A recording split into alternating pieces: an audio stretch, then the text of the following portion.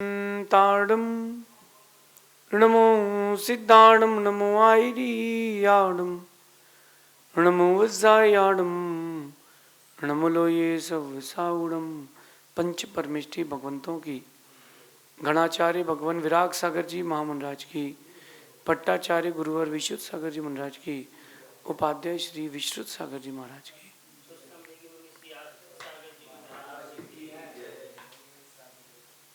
ये हम सभी अपने जीवन में सुख और गुणों की अभिवृद्धि के लिए नीति के विषयों का श्रवण कर रहे हैं। नीतिकार हमें सिखाते हैं कि दुनिया की सबसे बहुमूल्य कोई वस्तु है तो उसका नाम है श्रद्धा। लेकिन श्रद्धा के बाद अगर किसी का नंबर आता है बहुमूल्यता में तो उसका नाम है आपका वक्त। अपने वक्त की कीमत करना सीखें। अपने वक्त की कीमत करना सीखें। अगर आप अपने वक्त की कीमत जानते हो तो व्यक्ति आपकी कीमत कर पाएगा। हर किसी को अपने जीवन में अपना वक्त यूं ही सरलता से मत दे देना। अगर आपने अपना वक्त किसी को यूं ही दे दिया है तो आप प्रतिबुद्ध लोगों में, ज्ञानी लोगों में आपका नंबर नहीं आएगा। अपने वक्त को उसे ही दें जो उसकी कीमत करता है।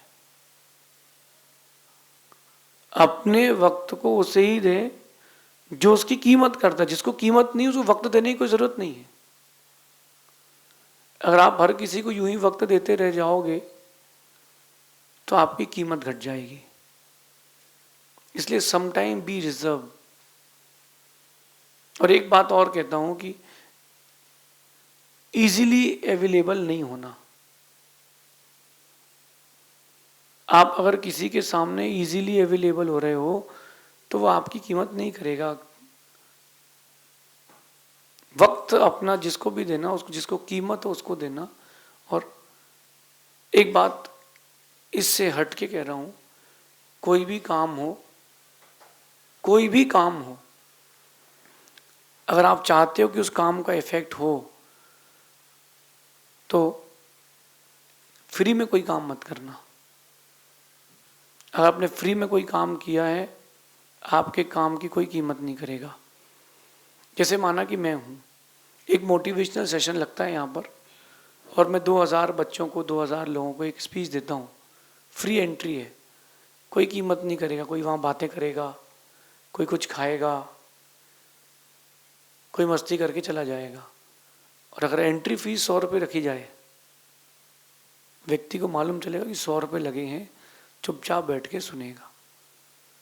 जो फ्री में पढ़ा देते हैं टीचर्स, उनकी कोई कीमत नहीं करता। तो कीमत बनाएं अपनी। मैं आपको एक रियल स्टोरी सुनाता हूँ। 4 सगे भाई थे, चारों वेल सेटल्ड थे, बहुत संपन्न थे, पैसे वाले थे। एक भाई का काम वास्तु, आर्किटेक्ट, इससे रिलेटेड था कि बिजनेस में वास्तु का अगर समावेश कर ले तो बिजनेस का अच्छा एक्सपांशन होता है। जो उसका भाई था, बड़ा भाई, उस बड़े भाई को कुछ तकलीफ हुई उसकी फैक्ट्री में। तो उसने सोचा कि अपन चलो छोटे भाई के पास चलते हैं, वो सॉल्यूशन दे देगा। गया तो पहले उसके बाहर अपॉइंटमेंट हुआ। उसने अपॉइंटमेंट, जो रिसेप्शन था, उसने कहा कि बोलना कि भैया आए, बड़े भैया आए।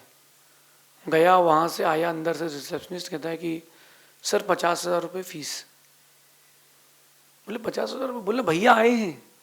बोले हाँ सर 50,000 रुपये, तभी नहीं तो हमारी फीस 1 लाख रुपये। उसका भाई 50,000 रुपये जमा करके अंदर बैठा। उसने कहा अपना नक्शा बताइए। ऐसा क्लाइंट ट्रीट किया उसने, ऐसा भाई ट्रीट नहीं किया।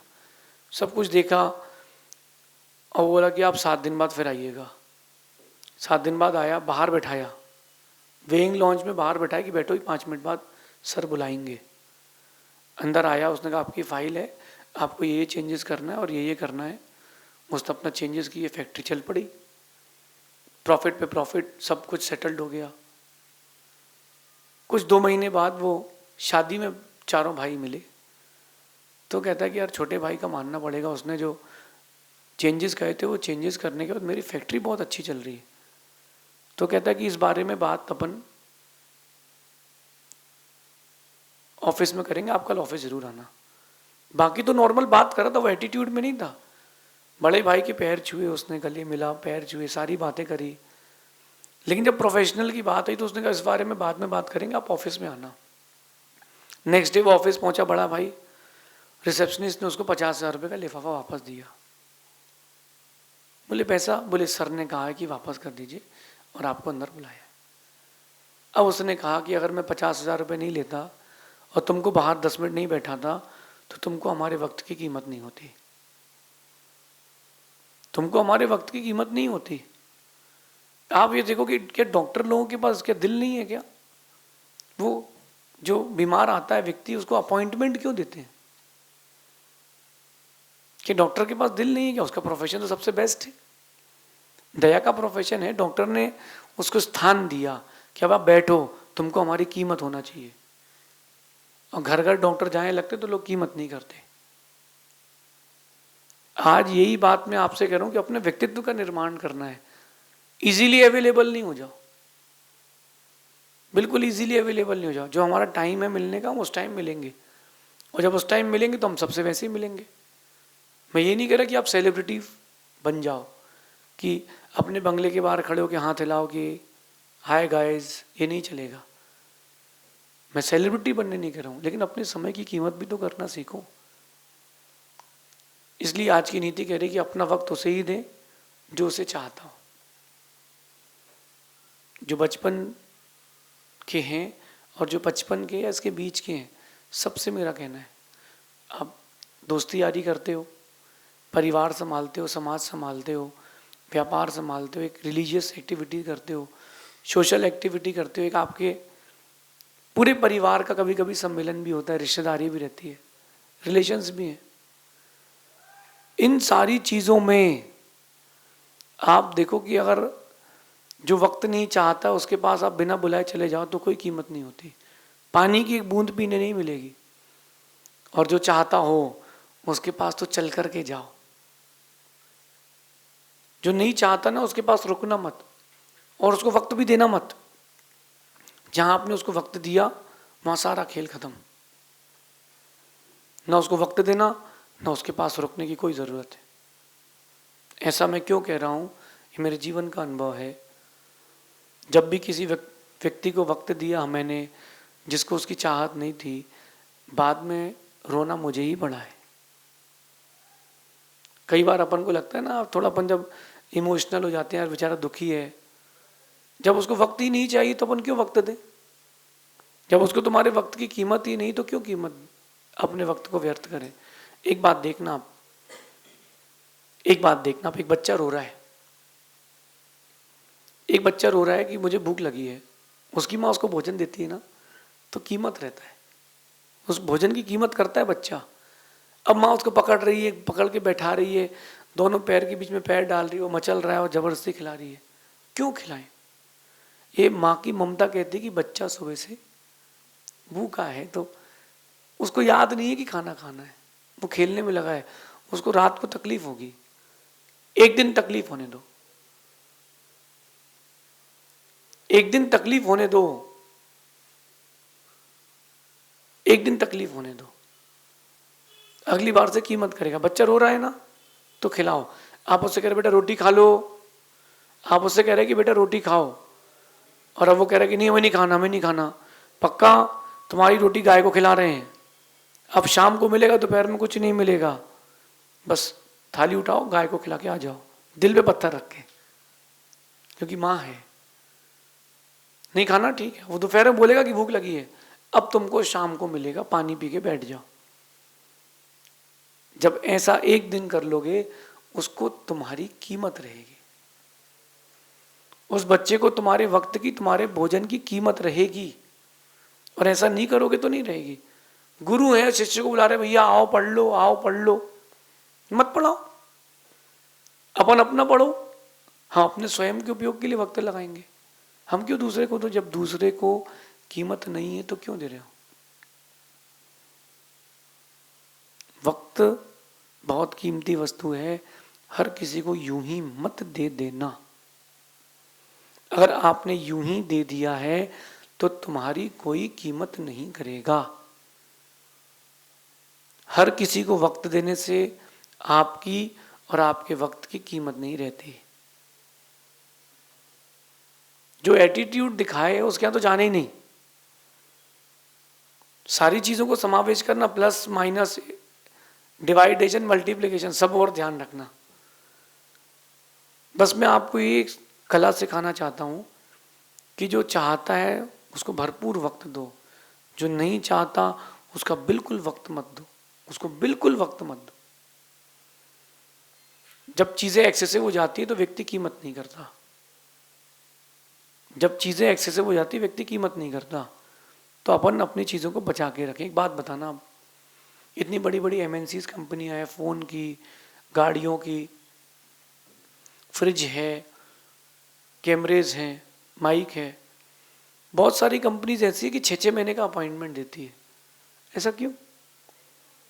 क्या वो कंपनी माल सरप्लस नहीं बना सकती? बना सकती है।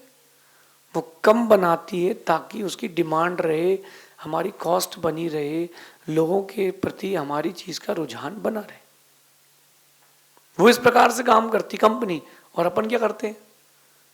अगर छोटा व्यापारी होता है तो वो इतना स्टॉक भर लेता है ताकि जब जिसको चाहिए हो तो तुरंत दे दूं। नहीं, बिल्कुल नहीं, बिल्कुल नहीं। हर नगर में प्रसिद्ध चाट वाला, फुल्की वाला, कचौड़ी वाला होता है। हर नगर में होता है, हर कॉलोनी में होता है।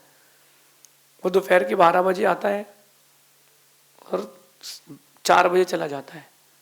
वो केवल 4 घंटे व्यापार करता है।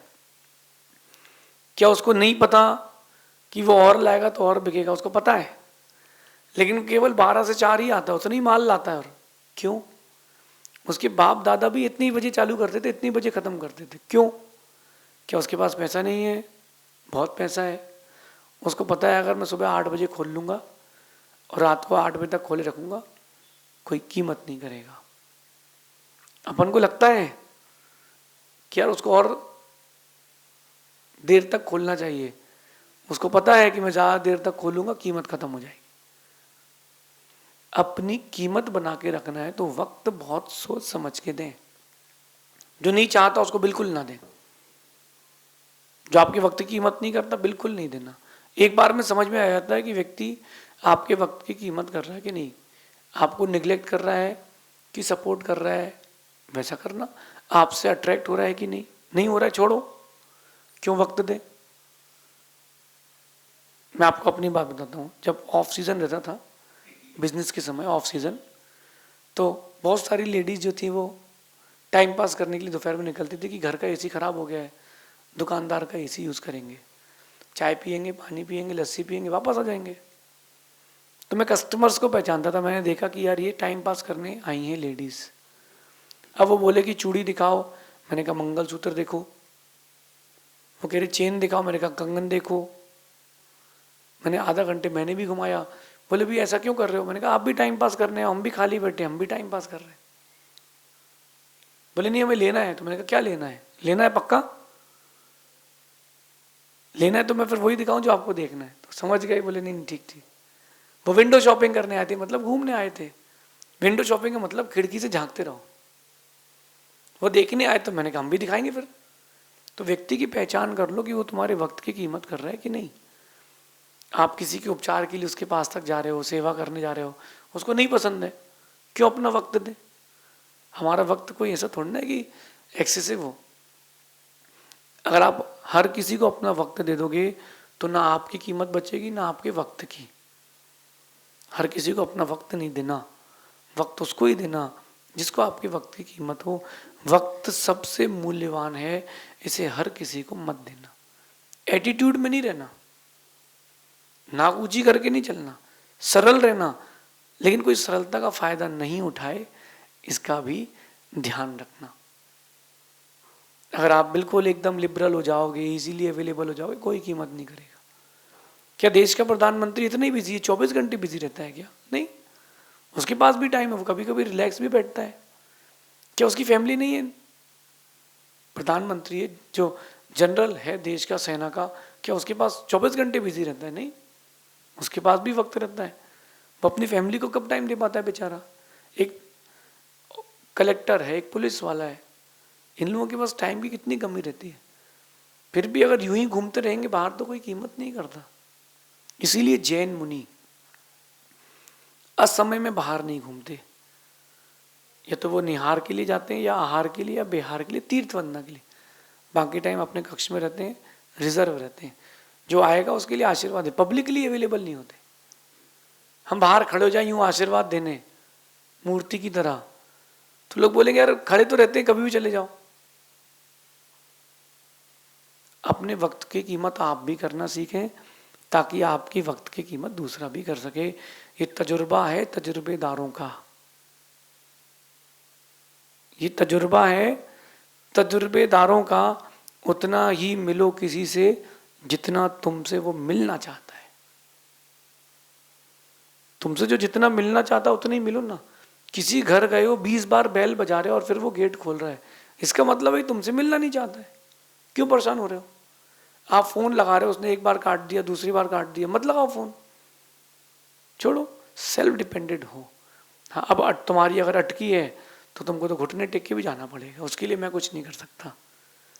इसलिए कह रहा हूं कि तजुर्बा है तजुर्बेदारों का, ये तजुर्बा है तजुर्बेदारों का। उतना ही मिले लोगों से जितना वो तुमसे मिलना चाहते हैं। सामने वाला तुम्हारी बात को नहीं सुन रहा है, अनसुना कर रहा है, मत बोलो। समझ में आता कि नहीं सामने वाला निगलेक्ट कर रहा है, आपकी बात नहीं सुन रहा है, मत बोलो। जब उसकी अटकी होगी फिर वो बोलेगा तब सुन लेना। और ये भी मत सोचना कि यार मौके पर ही याद करता है, तो मौके पर ही याद किया जाएगा, मौके पर ही आपको याद किया जाएगा। क्योंकि दीपक की जरूरत तभी होती जब अंधेरा होता है। दीपक की जरूरत कब होती? जब अंधेरा होता है। हर समय दीपक को कोई पसंद नहीं करता, तो रिस्क मत लो, लाइफ में हैप्पी रहो, रिलैक्स रहो। क्यों? ताकि आपका अपना वक्त सुरक्षित रहे, आपकी अपनी इज्जत सुरक्षित रहे। जो नहीं चाहता है उसको बिल्कुल वक्त मत देना। हाँ, मिसअंडरस्टैंडिंग हो जाए बात दूसरी है। आपको पता है कि व्यक्ति आपको चाहता है तो आप उसको वक्त जरूर देना। लेकिन जो मैंने कहा ना, माँ को भी बच्चे को थोड़ा सा रोक के रखना चाहिए। ज़्यादा बच्चा परेशान करे ना, नहीं खा खाना, जा 2 दिन नहीं खाएगा कोई बात नहीं। जो नया नया बिजनेस चालू करते हैं उनको लगता है कि उधारी बांटो, हाँ बांट लो, खा जाएगा। अपनी और अपने वक्त की कीमत बना के रखना, उसे ही दें जिसको उसकी कीमत है। जो नहीं चाहता उसको नहीं दें, बिल्कुल नहीं देना। कोई आपकी अगर विनय नहीं करता है उसको बिल्कुल वक्त मत देना। जो नहीं चाहता उसको क्यों दो? अच्छा एक बात बताओ कि आपने भोजन चालू किया, 1 रोटी 2 रोटी 5 रोटी खाई, मीठा खा लिया, चावल खा लिया, अब शरीर को नहीं चाहिए ना, शरीर भर चुका है, पानी भी पी लिया आपने, यहाँ तक पूरा पैक हो चुका है। 1 चम्मच भी ज़्यादा पानी पियोगे तो उल्टी हो जाएगी। उल्टी कितनी होगी? वो 1 चम्मच पानी नहीं निकलेगा, बहुत सारा निकलेगा। प्रकृति, आपकी शरीर की प्रकृति भी कह रही है जितना चाहिए उतना दो, ज़्यादा दोगे तो कीमत नहीं होगी, व्यर्थ हो जाएगा। ऐसा इस नीति को अपने जीवन में उतारना। ये तजुर्बा है तजुर्बेदारों का। उतना ही मिलो किसी से जितना वो तुमसे मिलना चाहता है। कोई कीमत नहीं करता, उसको तरसने दो, खैर अच्छे व्यक्ति को मैंने वक्त नहीं दिया, ऐसा समझना। शेष आगे देखेंगे। भगवान महावीर स्वामी की